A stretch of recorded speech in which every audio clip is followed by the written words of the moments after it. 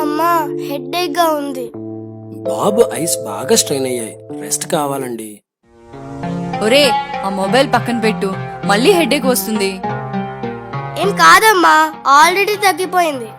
అమ్మా ఈ బుక్ లో ఆల్ఫాబెట్స్ కనిపించడం లేదు. బాబుకి సైట్ వచ్చింది. మీరు ఇమ్మీడియట్ గా బాబుకి గ్యాడ్జెట్స్ ఇవ్వడం మానేయండి. ఏరా, నీకు చెప్తే అర్థం కాదా?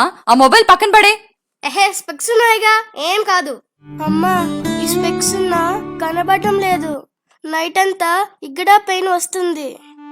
బాబుకి ఆప్టిక్ నర్వ్స్ బాగా డ్యామేజ్ అయ్యాయి, పార్షియల్ బ్లైండ్నెస్ కూడా వచ్చింది. ఇంకొక 1 or 2 months లో విజన్ మొత్తం కోల్పోయే ఛాన్సెస్ ఉన్నాయి.